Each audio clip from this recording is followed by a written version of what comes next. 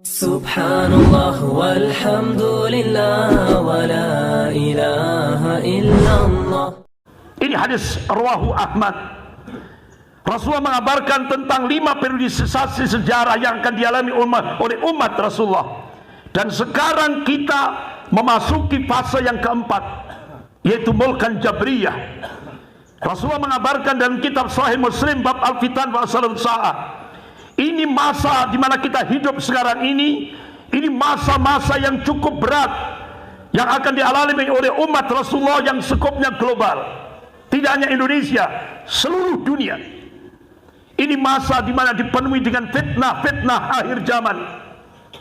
Rasulullah SAW mengabarkan di depan para sahabatnya tentang an-naba' al-azim, berita-berita besar. Para sahabat, bagaimana respon para sahabat? Masya Allah, sangat serius mendengarkan dan memperhatikan apa yang dikhabarkan oleh Rasulullah, berita-berita besar sebelum yaumil qiyamah. Ini masa yang cukup berat yang dialami oleh umat Rasulullah, karena pada masa di mana kita hidup sekarang ini, Allah ganti kepemimpinan dunia, sunnatut tadawul, pergantian kepemimpinan dunia dari golongan mukmin pada golongan kafir. Dan ini Rasulullah mengabarkan dengan rinci sekali dalam kitab Sahih Muslim bab Al-Fitan wa Asrarus Sa'ah.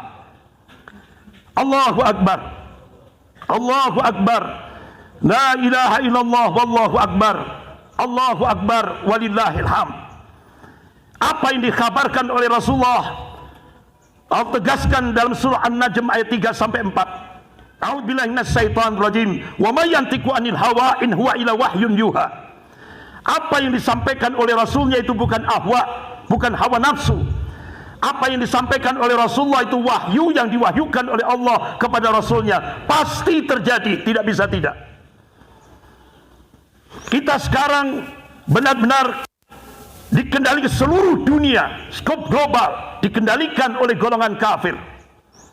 Dan kita saat ini benar-benar nyata itu. Indonesia sekarang dicengkeram oleh 2 negara adidaya, yaitu Cina dan Amerika. Bahkan sampai kita lihat, kita saksikan, begitu Indonesia dicengkeram oleh 2 kekuatan adidaya, yaitu Cina dan Amerika, muncul sebuah nota diplomatik dengan kode referensi Beijing 1448. Isinya apa? Kementerian Luar Negeri Cina dan Kementerian Luar Negeri Amerika sepakat untuk melakukan akselerasi, percepatan, menjadikan Indonesia menjadi sebuah negara sekuler. Allahu Akbar. Ternyata gerakan sekulerisme ini merambah, sudah tidak hanya dalam skop negara, bahkan sekarang sudah masuk pada ormas-ormas Islam. Bahkan tidak hanya itu, sebentar lagi akan masuk pada istimewa Islamiyah, masyarakat Islam, dan tidak menutup kemungkinan apa yang digaungkan oleh Cina dan Amerika ini akan merambah ke usratul Islamiyah, keluarga-keluarga muslim. Fitnah ini dahsyat sekali.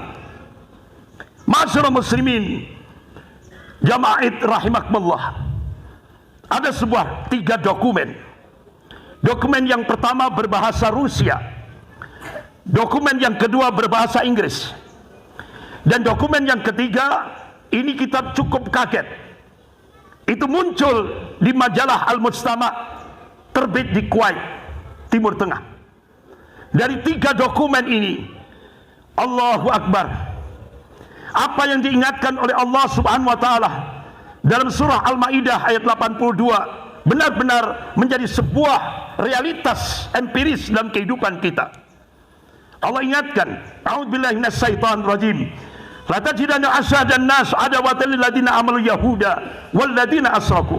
Sungguh kalian akan menyaksikan orang-orang yang paling keras permusuhannya terhadap hamba-hamba Allah yang mukmin, yang muwahhid. Itu kata Allah al-Yahud, orang-orang Yahudi dan orang-orang musyrik. Bahkan Rasulullah SAW memberikan warning kepada umatnya. Qala Rasulullah SAW, la tattabi'anna sunnana man kana qablakum sibran bi sibrin wa dira'an bi dira'in hatta la dakhalu juhra dabbin tabi'tumuhum qulna ya Rasulullah al-yahud wan nasara qala faman.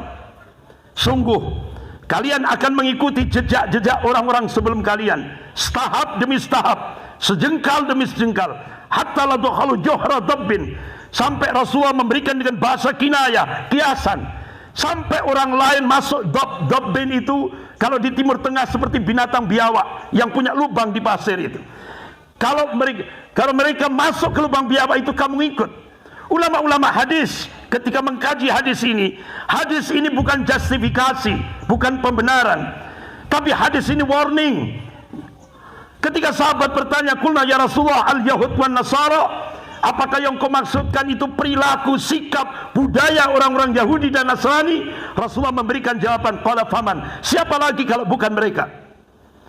Oleh karena itu Syekhul Islam Ibn Taimiyah rahimahullah memberikan satu khulasah, kesimpulan. Karena Rasulullah tegas sekali menegaskan, memberikan warning, peringatan pada umatnya. Qala Rasulullah sallallahu alaihi wasallam, man tasabbaha biqaumin fahuwa minhum. Barang siapa niru-niru satu kaum, maka dia termasuk kaum itu sendiri. Jadi Syekhul Islam Ibn Taimiyah memberikan penegasan, jadi tasabbuh bil kuffar, meniru-niru adat istiadat kebudayaan orang-orang kafir dilarang secara global dalam agama kita. Allahu Akbar, Allahu Akbar, la ilaha illallah, wallahu akbar, Allahu Akbar, walillahil hamd. Dari 3 dokumen itu tadi bisa kita kristalkan, ada 9 strategi musuh-musuh Islam, golongan kafir ingin menghancurkan Islam, lebih khusus pada 2 negara, yaitu Indonesia dan Pakistan. Targetnya 2025. Dalam 3 dokumen itu ada 9 strategi yang diungkap untuk menghancurkan kaum muslimin, lebih khusus di 2 negara, yaitu Indonesia dan Pakistan. Yang pertama, proyek pemiskinan. Jadi kemiskinan itu sengaja diciptakan, bukan alami. Diciptakan. Ini sekali lagi, kemiskinan itu diciptakan, bukan alami. Implikasinya besar. Yang kedua, yaitu penguasaan sumber daya alam. Dan ini sudah kita saksikan bersama. Strategi yang ketiga, yaitu penguasaan ekonomi. Dan ini sudah kita saksikan bersama, bagaimana 2 negara adidaya, China dan Amerika, benar-benar mencengkeram betul dalam aspek ekonomi di Indonesia. Yang ketiga, penguasaan informasi. Dan ini sudah kita saksikan. Yang kelima, penguasaan hukum dan politik. Dan ini sudah kita saksikan bersama. Kemudian yang keenam, yaitu penghancuran moral. Dan ini sudah kita saksikan bersama, bagaimana Cina untuk menghancurkan generasi Islam di Indonesia. Cina dropping 600 ton narkoba masuk ke Indonesia, sehingga kita bisa melihat sekarang narkoba itu sampai anak-anak TK dijejali dengan narkoba jenis permen. Bahkan sekarang merambah anak-anak SD, SMP, narkoba jenis perangko, yang akhirnya banyak korban berjatuhan di Indonesia. Belum lagi Amerika untuk menghancurkan generasi muda Islam di Indonesia. Mereka melewati pornografi. Hampir 888 situs pornografi berputar, terus bergerak di Indonesia tanpa sensor. Dan itu bisa kita lihat dalam HP-HP kita, dalam ponsel-ponsel kita. Sehingga akhirnya banyak lembaga-lembaga riset di Indonesia mengungkap, sekarang di Indonesia bahkan anak SD memperkosa anak TK, anak SMP melahirkan di sekolahnya, anak SMA melahirkan di sekolahnya. Bahkan penyimpangan seksual hampir di seluruh Indonesia itu angkanya sudah 60%, dan tingkat SMA 60%, SMP dan SMA angka penyimpangan seksual, dampak daripada pornografi yang digerakkan oleh Amerika untuk merusak generasi Indonesia.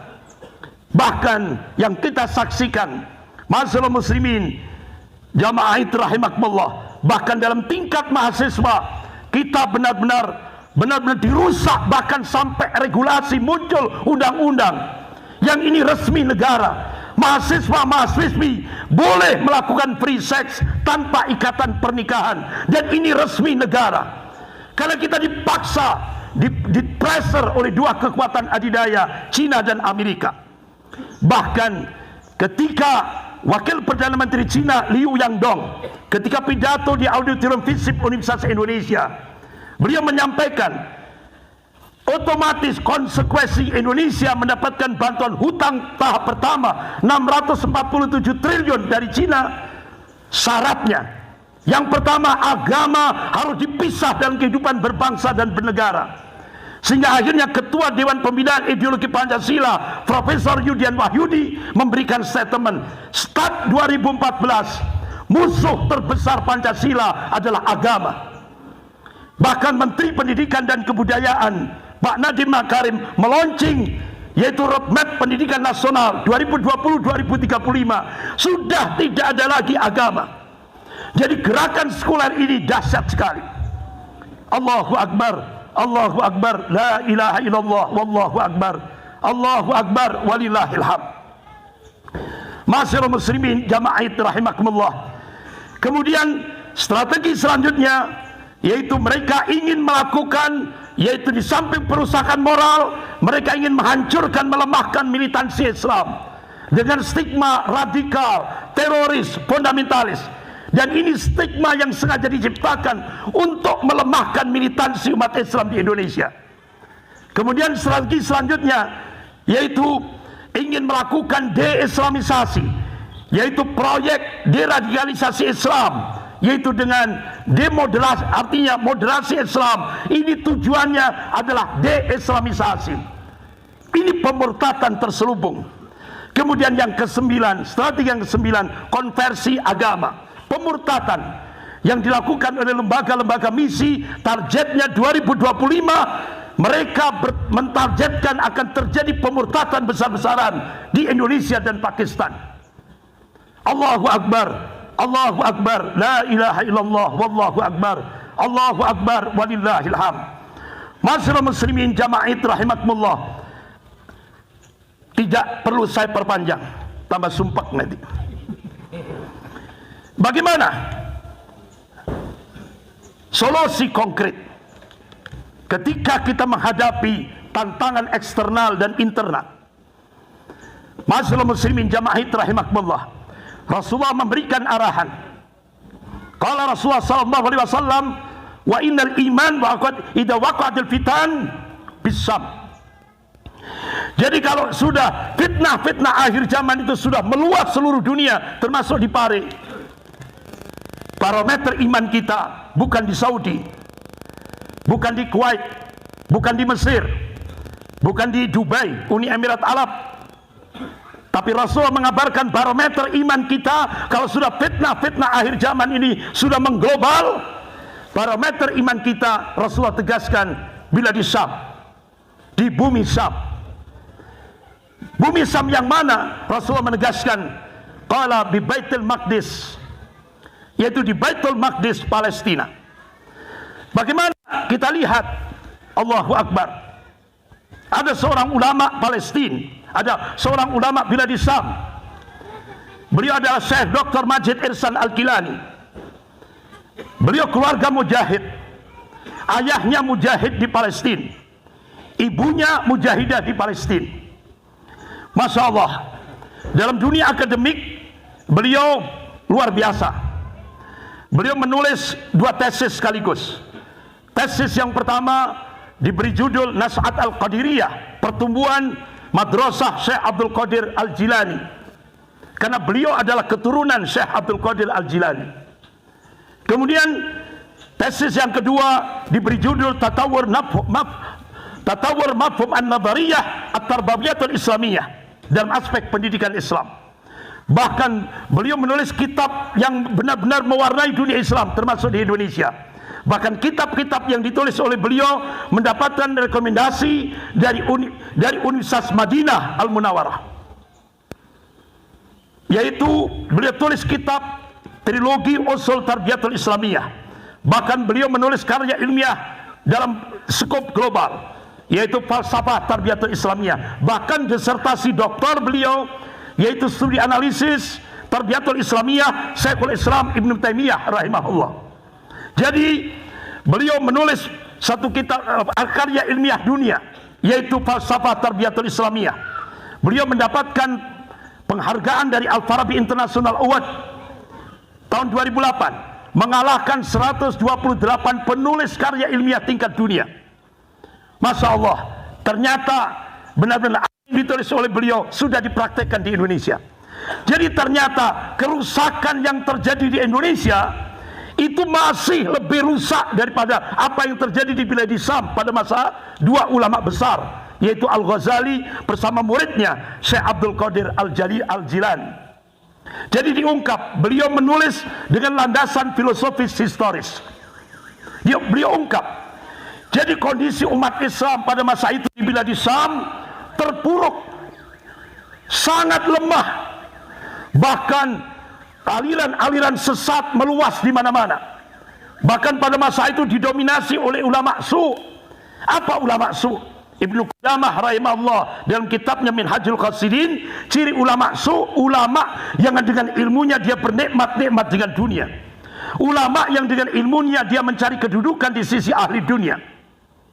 Bahkan Ibnu Qayyim Al-Jauzi rahimahullah mengatakan kalau ulama su itu adalah dengan lisannya dia mengajak ke surga, dengan perbuatannya dia ngajak ke neraka.